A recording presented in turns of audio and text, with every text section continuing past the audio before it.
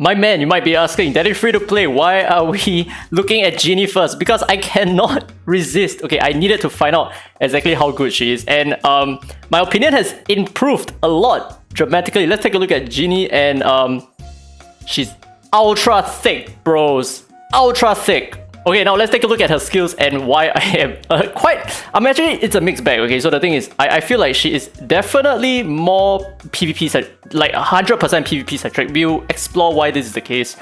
She's not useless in PvE as well. Just give me a minute, I'll show you why. Anyway, let's take a look at all of her skills. So multiplier wise, the damage is 130% of her attack, which is okay. I mean, cannot crit, so they have to make up for it. So double fire inflicts taunt for 1 turn, that's it. Now, second skill, Simmer Flame dispels all debuffs on herself, gains Chef Zest if she already has 3 stacks of Intense Heat, otherwise gains 1 stack of Intense Heat.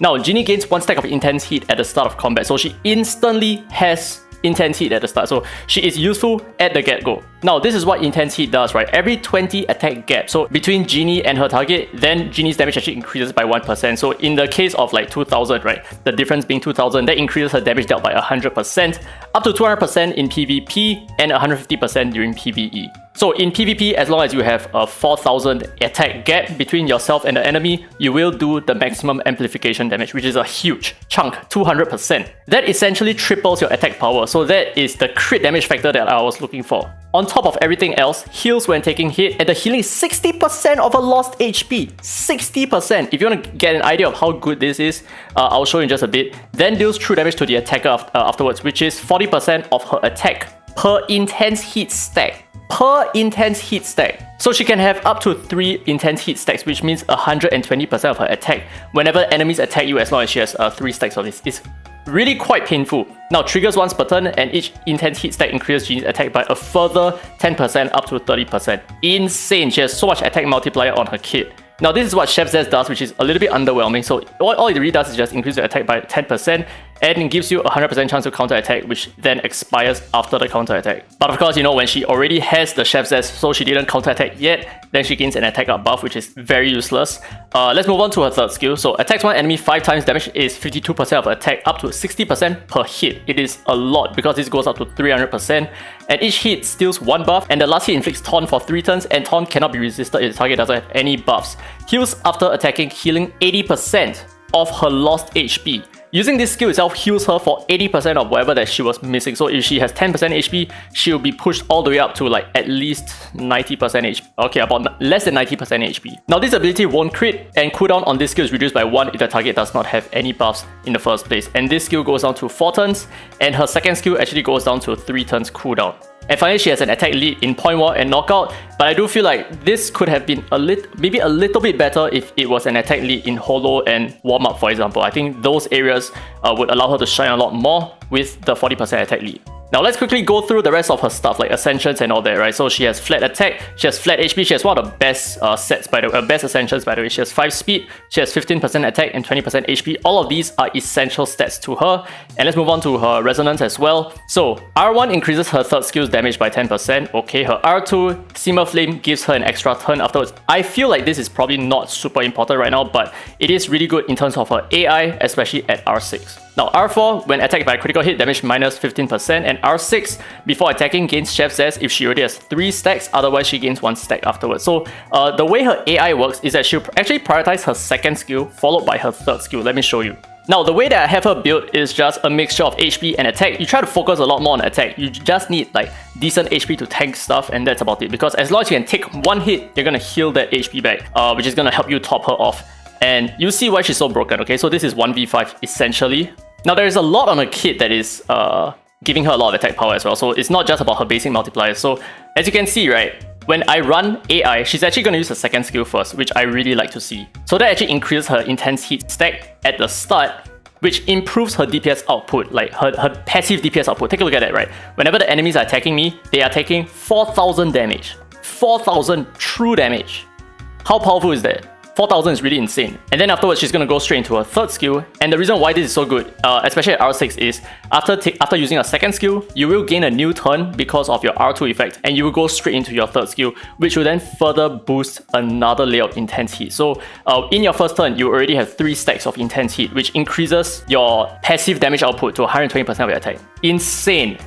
freaking insane. And of course, on top of that, Intense Heat increases her attack power by 30%, and the base amplification that it provides, right? The difference between your attack power and the enemy's attack power would then give yourself a boost of up to 200% in PvP or 150% in PvE. Now, obviously, there are some setbacks to using her in PvP because everyone knows that the healing that you will receive diminishes over time. So from 100% healing all the way down to 0% in like maybe, I don't know how many moves that is, but it is quite fast. So she's very quickly going to be very irrelevant in PvP, especially if she's not tanking, because all she really can do is be a superb tank. Like, I'm not even doing anything, right? She's not even moving, and you see that she's just healing her HP and she's just dealing damage at the same time. So that's the niche in her kit. So she's a ultra freaking tank. Now, obviously, in terms of PvE content, is this going to be amazing? Is this going to be useful at all? It's probably not going to be the case. I mean, it really depends on the content, but I can see for a fact that for some content in this game that they might release in the future, she could be quite useful because she essentially cannot die, which means you are almost certainly guaranteed to win any content that you just throw her in. So even if you're trying maybe APEP, for example, you're trying Chronos, you just need to toss her into the mix and she's probably going to stay alive for like a really long time, because although she's not able to passively heal herself up to 100%, she still has a third skill that is able to replenish her HP. And her third skill actually does a tremendous amount of damage as well. Now, the big question is, does the amplification actually amplifies her true damage? This, I am not super sure just yet. It needs a lot more testing in order for me to confirm it. But for the most part, I feel like it is not actually amplifying her true damage. And the reason is because we are currently doing about 4,700 true damage against the enemy, and my attack power is somewhere within the ballpark of maybe 5k plus, about 5k, including my attack lead itself. So I do think that we are not actually amplifying our true damage, but that is certainly amplifying our Avatara damage. So if you build her with the Avatara set, that is going to be massive for her. Okay, so now, I actually am tempted to use the second skill just to give myself 3 stacks, but I can't wait anymore. I want to use my third skill and show you just how big the DPS is. So we're actually going to like attack this guy over here. Let's see the damage output of my third skill, which has 52% attack, and that's about it, right? I have an extra healing of 80%. Let's just see how much damage we can do. 21,000. 21,000, that's not bad. I mean, it cannot crit, but that's a good chunk of DPS, especially since that would then heal us as well. Okay, anyway, that is enough testing in PvE for the most part, at least for this video. I want to show you her kit, how powerful she can be in PvP, and you guys are going to be quite excited to see this test. Okay, so let's try our hand against this cleric over here. We are going to put a couple of Espers into the mix. So number one, I think I'm going to have to include Abigail here, and the reason for that is so that we can let her use her Intense Heat ASAP. So let's take a look at how this works. So yeah, pretty much 2v5. Okay, wait, hold on. Let me just push her AP and let Auto do the work. Okay, so we give ourselves an Intense Heat, so whenever they attack us, they take 4,000 plus damage, right?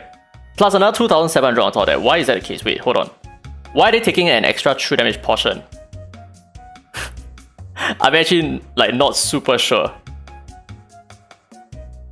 But whenever they attack what's her face, right? They take 5,100 damage, dude. Oh my god, 37k. And we steal all the buffs as well. So we steal the immunity, we steal everything, very nice. It's good that we are slow right now because the immunity will protect us for a longer period of time. So whenever the enemies attack us, they are going to take 5,000 damage. All we need to do is just sit there and pretty much just do nothing, right? It's insane, they are killing themselves. Yeah, this is literally this is what a sitting duck is supposed to look. I suspected that she's gonna be something like this. I didn't realize just how impactful it's gonna be. And like her damage output is pretty damn good as well. Look at that, her counter attack do 20,000 damage.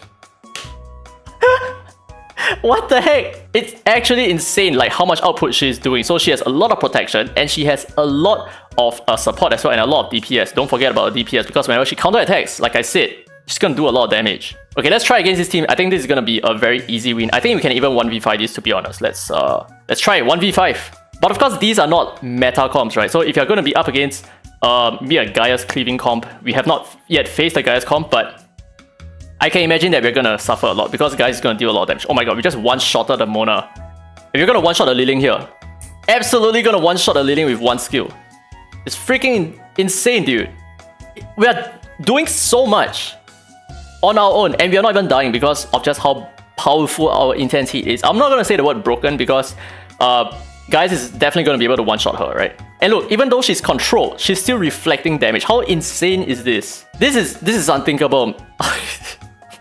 What the heck? 1v5. Okay. So the last attempt over here, I think this is gonna be another 1v5 in my opinion. Let's just quick battle this 1v5. Can we do it? We win. We freaking won a 1v5, dude. Have you ever met a single Esper that could achieve the same shit?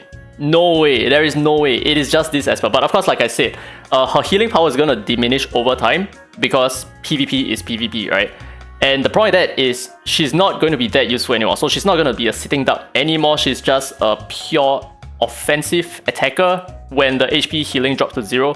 So you definitely need to have ways to protect her to make sure that she still continues doing whatever that she needs to do. And I think at that point she loses a lot of value because she no longer has a heal. So she's just a DPS Esper without any kind of damage mitigation, right? So it's not the same as Everett. Everett, even though healing drops to 0, his healing is no longer useful, but he at least still carries a 20% damage mitigation, which makes him very tanky. He still carries stuns and all that kind of stuff. All she really brings is just a taunt, but if you're not able to heal yourself, then your taunt is probably not going to do a lot because you're just going to eventually die, I think. But then again, it really depends on your comp. So the thing is, if you use her in a tanky comp, then yes, she's absolutely going to stay alive and all the way until the end, right? But then the question is, what value does she bring in your 5-man team? Because you're essentially eating up a very key role here. You're eating up a strip role, you're eating up a defensive buff, immunity, healing, whatever, right? What are you replacing? But the thing is, very interesting kid. I am quite excited about using her. I'm definitely going to pull her on my own account. I'm not saying that you should. I'm not suggesting that you should even consider it.